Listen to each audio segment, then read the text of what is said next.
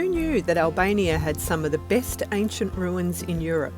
Much of Albania's rich history remains unknown to the outside world. In this episode, we visit two of Albania's best archaeological sites, checking out ruins dating back over 2,000 years. But unlike other crowded ancient cities we've visited, Butrint and Apollonia retain a raw, relatively undeveloped charm. Of course, underdeveloped can also mean less infrastructure and dodgy maps. But that's all part of the fun, right? So, oh no, maybe that's not. That's not. Oh well. False alarm. After waiting ages for the bus in Ksamil, we eventually decided to jump in a taxi. You're not real happy? So we jumped in with this guy, but the other taxi drivers weren't too happy. The other taxi drivers weren't happy, so I'm taxi. oh, there's taxi there. There's a sign right there. It's next car now. It's for. If so, you fix your other car, Yeah. maybe. Yeah. Oh, no problem. The problem belong them. This one car is diesel. This is gas. Yeah. Yeah. We are at Butrint National Park, one of the main archaeological sites here in Albania. Butrint National Park lies on a round promontory in the south of Albania. This UNESCO World Heritage Site is home to ancient ruins dating back thousands of years. We have made our way inside. 1,000 lek is the entry fee, and we've gotten a little guide with a map that's going to show us the way around. Now the tricky thing is they have none in English, so Nigel's grabbed one in Italian, I've grabbed one in German, and we will just have to do our best. But there's also some signs which hopefully, yes, they have English on them as well. Okay, so this is the Venetian Tower. So the Venetians in the 15th century had control of Corfu, and there was constant battles between the Venetians and the Ottomans for control of this Adriatic and Ionian Sea. So here at Butrint, this was an important stronghold for the Venetians. Just across this narrow stretch of water, the Venetians also built this triangular castle.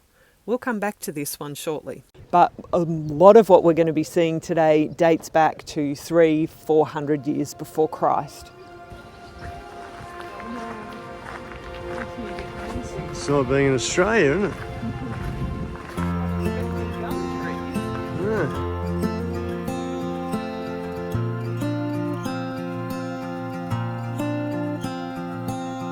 We began by exploring the ruins of the 4th century BC sanctuary to the Greek god of medicine, Asclepius.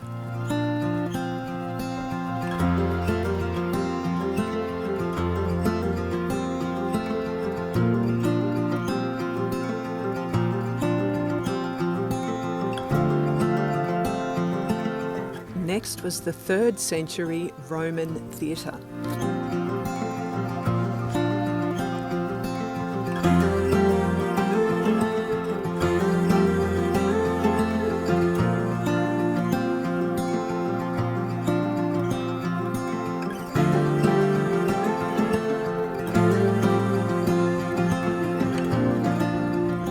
These guys are shooting a music video for this guy here who's some sort of rapper. And Nigel's up at the top of the theatre. I think he wants to be in their music video. Come down, Nigel. We've been hearing these noises, but there's like these frogs in here that are really loud.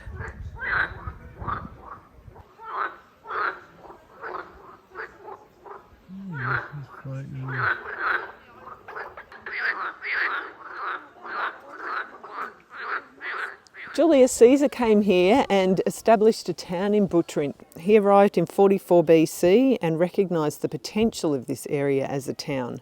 And he designated Butrint a Roman colony, and it was further developed by his son Augustus Caesar. Actually, Augustus was the great-nephew of Julius, but he did get adopted as his son. This area here is the Roman Forum, which in any Roman colony was the centre of Roman civic and religious life. So there were markets and government buildings, houses. Along here temples, what have you. And this area was actually only rediscovered by archaeologists in 2005. Even if you were visiting the Riviera in the summer, this would be a beautiful place to come to get away from the heat for a day, because it's very shady here, a lot of trees. It's really nice.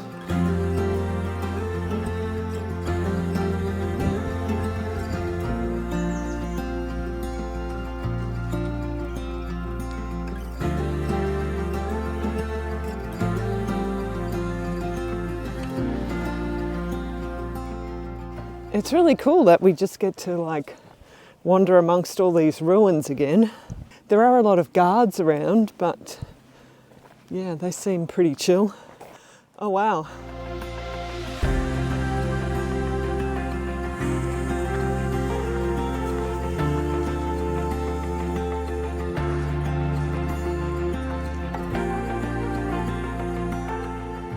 This ruin here is of the baptistry and it's actually closed off.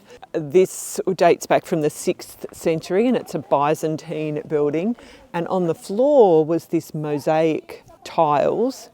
And because the lagoon keeps rising and lowering and it gets flooded, they've actually covered over the floor. They haven't taken it up. We thought maybe they'd taken it up and put it in a museum, but they've actually covered it over to preserve it. So under there are all these cool mosaics.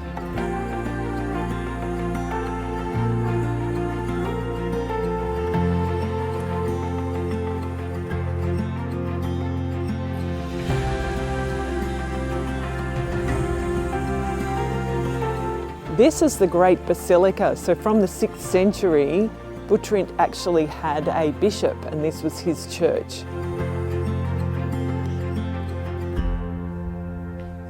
We're now walking along the ancient city walls, the fortifications. So we've got the water on one side and we're on the outside of the walls. This is the best example of the 4th century BC walls of the ancient city of Butrint. It's a beautiful example of how the rocks are all pieced together individually. This is the Lion Gate, and this relief of a lion devouring the head of a bull was added later to make it easier to defend. So you can see behind there the old archway, and just inside the Lion Gate is this spring of the nymphs. We're finishing up here with the castle and museum. In 1386, the Venetians bought this land from the Angevin Kingdom of Naples, and they built this castle as a fortress. It was later abandoned during their wars with the Ottomans in the mid-16th century. The castle now houses a museum where you can see many statues and other artefacts that have been found on this site. As with many museums in Albania, photography isn't allowed inside. We can highly recommend a visit to Butrint National Park. You probably want to allow 2 hours to wander around here. It's quite peaceful today, even though there were quite a few coach tour groups when we got here. Remember that triangular Venetian castle we showed you earlier? You might be able to see this fellow on the motorcycle here. There's a little cable barge that comes across here. So you can drive onto the cable barge and go over to the other side of the water here to visit the castle. Or you can drive all the way around, but that would be a couple of hours, I think.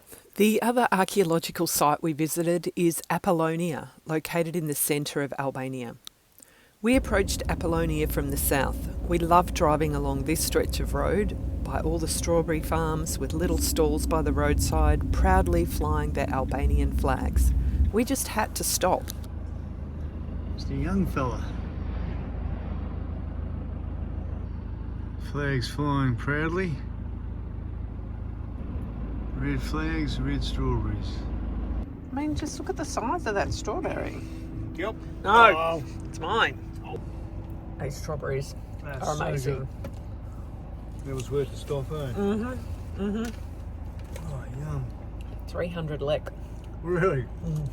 While driving around Albania may look like fun, it can get stressful and exhausting, both physically and mentally. From winding country roads full of potholes to the crazy city traffic, it gets tiring. But the herbs and vitamins in Magic Mind have really helped with that anxiety. If you want to make the most of your travels, I highly recommend this shot. You can use our unique link and code for a discount, and if it's not for you, no worries, there's a 100% money back guarantee. Apollonia is really well signposted from the highway, but it's a little confusing actually getting to the site. They're building a new road, but for now we had to take this skinny road through the farmland. So we're driving up this tiny road and then we saw this camper van coming, and why wasn't it really moving? And then we realised there's all these sheep. It's all about the sheep.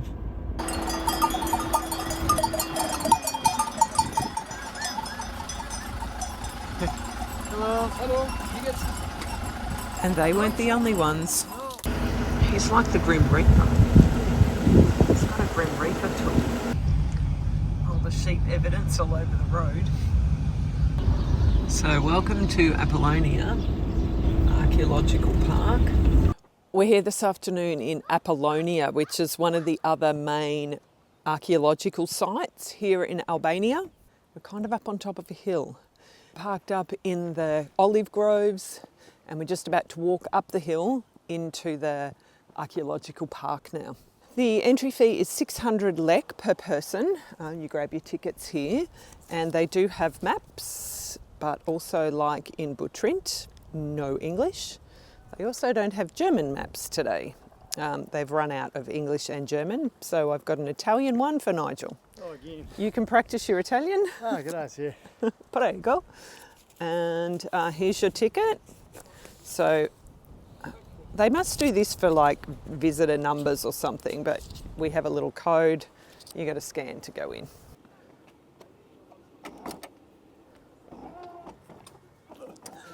You got your bum again? Got me again. Yeah. Is this the way we're going? Or that way? It doesn't marry up with the numbers on the back. Oh, look at this road. It's like the Via Appia. After you walk through the museum little entrance, you can go up there to the museum. That's actually closed after 2 p.m. on a Sunday. It's currently 3 p.m. on a Sunday, so we're not going up there today. But this building here is the St. Mary's Church, and this is a 14th century church, and it was built using a lot of the bricks from all of the ancient ruins around here.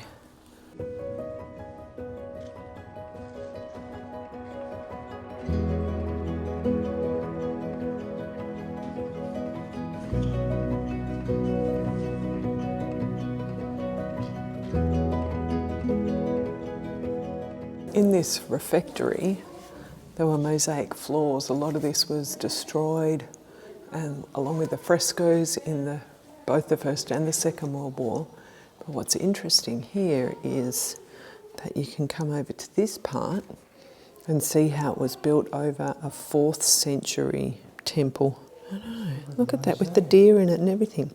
Yeah, the mosaics are still really good here. Can you hear thunder? Can you see that dark cloud? We've now found our way up to the Forum and the Agora. So this would have been the commercial centre, and the Agora is like the marketplace. Along this street here would have been shops. So these ruins here are all of the little shops. These were excavated back in the 1920s and 1930s by a Frenchman.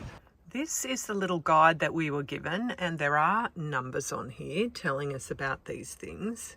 However, they do not correspond to the numbers on this map, and they also don't correspond to the numbers on the signboards around the park. Number 2 is the, I don't know, the Buleterion. What is a Buleterion? Monument of the Agonothets. Oh, the City Council office. So this is basically the town hall, the City Council building, and it was built in the second quarter of the 2nd century AD.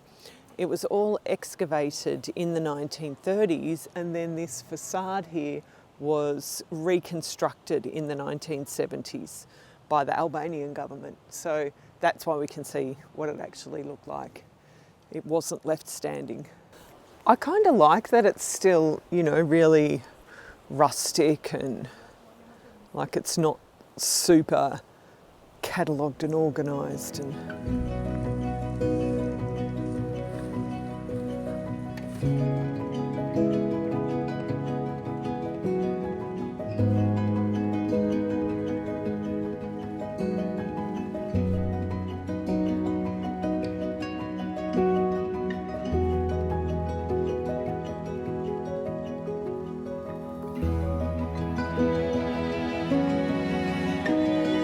Next up we have the Odeon, or the theatre. So this Odeon would have had a roof on it. Apparently it could seat 650 people, and they say that it also would have been used for teaching because this was an important academic centre, so not just for theatrical performances. No idea what this means, but there's like a kind of a gateway here. Goes up the hill. But what's interesting is all these triangles in the blocks, and I'm wondering if they were original or if they've been carved in later. Apollo's obelisk. We're still walking up. Well, yeah, after the Leon Ray. So Leon Ray was the French guy that discovered this area and started excavating it in 1930. We've discovered the map is pretty much useless, even despite the fact that it's in Italian and not English. But pretty much, I mean, look at the place. It's amazing, but you just have to follow your nose because, you know, it's not extremely well signposted which way to go. We're just walking up now, and hopefully there's something worth seeing at the top of the hill. But it's quite beautiful, like looking out, you know, look at this little village there. So this was once the Acropolis. Acropolis is a Greek word that means high place. And I remember that from going to Athens to the Acropolis there. All that's here now is a bar and a restaurant. We don't need food. We need to get to this theatre. So you can go to this lookout if you're game to walk on this dodgy looking bridge. Oh my God, it's snapped when a few people have been on here. He's walking across these sticks. Yeah, look at that, wicked. Here comes the rain. Okay, so the rain has come. Main camera equipment has had to go back into bags because it's not waterproof. We're on the phone cam, and we just want to try and find this theatre before we bolt back to the van and get out of the rain. But there's still a lot to see. This is the portico. Retains the slope of the hill and provides communication between the southern monumental centre, blah blah blah. It looks like Nigel may have found somewhere to hide from the rain. Okay, we found a World War II bunker. Apparently it's not a communism bunker, it's a World War II bunker, but still no theatre. Where's the theatre? Apparently it's down there. We have found a sign that leads us to the theatre. We've actually come back out through the turnstiles and we're walking up this road here. So maybe you can go there without having to pay the entrance fee. It seems rather strange, but we came back through and then we saw the sign to the theatre. Nigel's gone back to the van because he only had shorts on and he's a bit cold, but I'm going to walk up there. I did ask him to bring me an umbrella. It's really cool that from here we can see all the way to the coast. There's a big rain patch there. Oh my God. After we've walked up this gravel path, there's a sign here pointing us to the theatre. Oh my gosh. This is crazy. Oh my gosh. I mean, how do we get down there? It's not really a path. Like, am I even in the right place? There's a sign, but there's not really a path. This is just a steep little goat track. This is super sketchy. It's really, really steep and slippery. And it's literally a little goat track going down the side of a cliff. I hope I don't have to walk back up here. This is the theatre. It's not that impressive, is it? This is actually kind of humorous. So clearly they have collected all of the rocks, the stone, from the theatre and put them over here. I'm guessing they're going to catalogue them and maybe make a reconstruction, but they've obviously taken it all off the side of the hill. Maybe some of it's still buried. It's really hard to know. But here's all these pieces of the theatre. They're all just stacked up. So strange. And that thunder is just rumbling. I think we hightail it back to the van.